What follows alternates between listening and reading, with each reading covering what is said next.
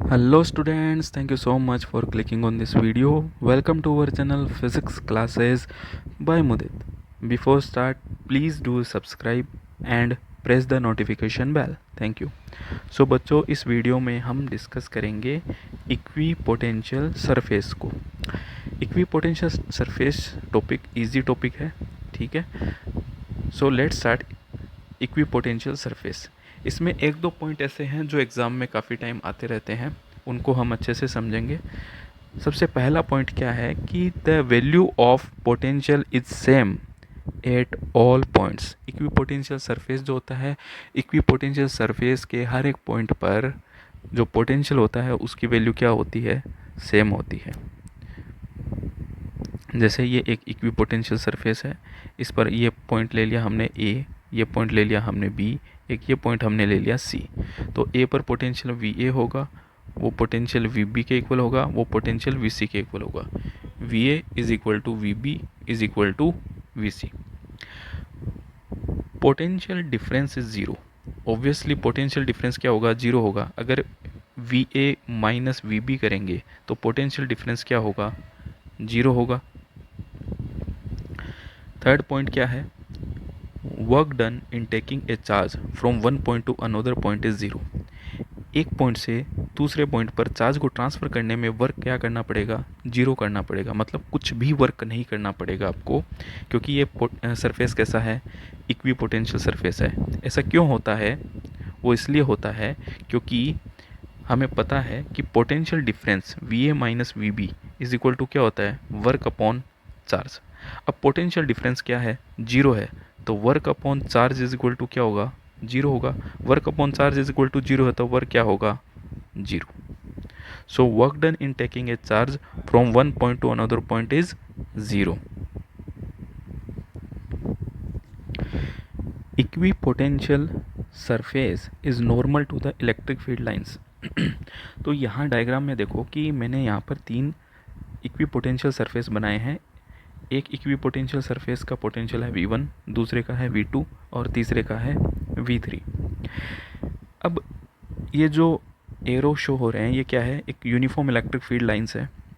और ये uniform electric field lines जो होती है वो इक्विपोटेंशियल सरफेस के परपेंडिकुलर ही पास होती है। नॉर्मल कह दो या परपेंडिकुलर, मतलब सरफेस के परपेंडिकुलर ही होगी हमेशा। Equipotential surface is always normal और perpendicular to the electric field lines. Next is, एक यहाँ पर देखो इस डायग्राम को, यहाँ सेंटर पर एक चार्ज है प्लस क्यू, और इस चार्ज के चारों तरफ ये जो V1 V2 V3 है ये क्या है, पोटेंशियल्स है। और किन के पोटेंशियल्स है, ये स्फेरिकल शेल्स के पोटेंशियल्स है। तो प्लस क्यू के बाहर हमने एक दो तीन तीन हमने क्या बनाए हैं, इक्विपोटेंशियल स्फेयर्स बनाए हैं, स्फेरिकल शेल्स है ये, ठीक है। जो प्लस क्यू के पास जो इक्विपोटेंशियल स्फेयर है या जो स्फेरिकल शेल है उसका पोटेंशियल है V1, उसके बाद V2, उसके बाद V3। और ये जो एरो है वो क्या शो कर रहे हैं, इस प्लस क्यू चार्ज की इलेक्ट्रिक फील्ड लाइंस को शो कर रहे हैं। क्योंकि आप जानते हो कि प्लस क्यू चार्ज होता है उसकी वजह से जो इलेक्ट्रिक फील्ड लाइन की जो डायरेक्शन होती है वो बाहर की तरफ होती है। तो ये इलेक्ट्रिक फील्ड लाइंस है वो बाहर की तरफ है, क्योंकि चार्ज कैसा है, प्लस क्यू चार्ज है। अब देखो कि जो पोटेंशियल है, potential is same at all points on the spheres. अगर आप किसी चार्ज के चारों तरफ एक कोई स्फेरिकल शेल बनाते हो तो उस स्फेरिकल शेल के हर एक पॉइंट पर पोटेंशियल क्या होता है, इक्वल होता है। यानी वो स्फेरिकल शेल किस तरह बिहेव करेगा, इक्वी पोटेंशियल स्फेरिकल शेल की तरह बिहेव करेगा। इसी तरीके से ये सेकंड नंबर वाला भी और थर्ड नंबर वाला भी इक्वी पोटेंशियल स्फेरिकल शेल की तरह बिहेव करेगा। हर एक पॉइंट पर पोटेंशियल की वैल्यू क्या होगी, सेम होगी। As the radius of the sphere increases potential decreases. V1 is greater than V2 greater than V3। जैसे जैसे रेडियस इंक्रीज होगी वैसे वैसे पोटेंशियल की वैल्यू डिक्रीज होती जाएगी। यानी जो स्फेरिकल शेल चार्ज के नज़दीक होगा, पास में होगा, उसका पोटेंशियल ज़्यादा होगा, और जो स्फेरिकल शेल चार्ज से दूर होगा उसका पोटेंशियल क्या होगा, कम होगा। ये हम देख सकते हैं, हमने फॉर्मूला भी पढ़ा है।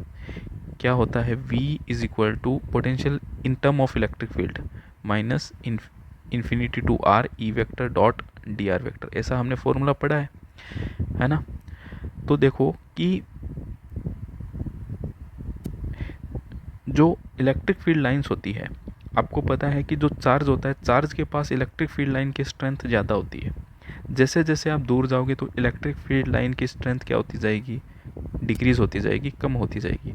तो ये जो फॉर्मूला है अपना E vector dot D R vector, अगर ई कम होता जाएगा, ठीक है, अगर ई जैसे V1 है, जो V1 पोटेंशियल है वो चार्ज के पास में, यानी स्फीयर चार्ज के पास में, और चार्ज के पास में स्ट्रेंथ ज़्यादा होती है, स्ट्रेंथ ज़्यादा होती है तो पोटेंशियल ज़्यादा होगा, यानी V1 क्या होगा, सबसे ज़्यादा होगा।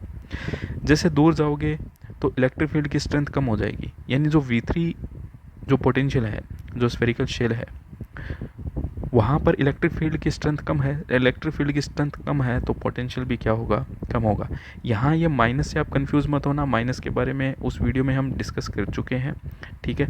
ये हमें ये क्यों आता है, क्योंकि हम इलेक्ट्रिक फील्ड में जो इलेक्ट्रोस्टैटिक फोर्स लगता है उसके अगेंस्ट वर्क कर रहे हैं, इसलिए ये माइनस आया था, आपको पता ही है, ठीक है।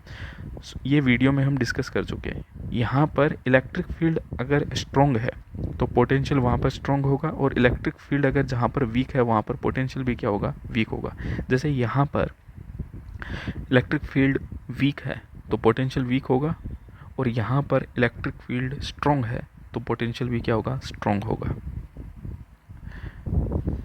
Next point is two equipotential surfaces never cut each other.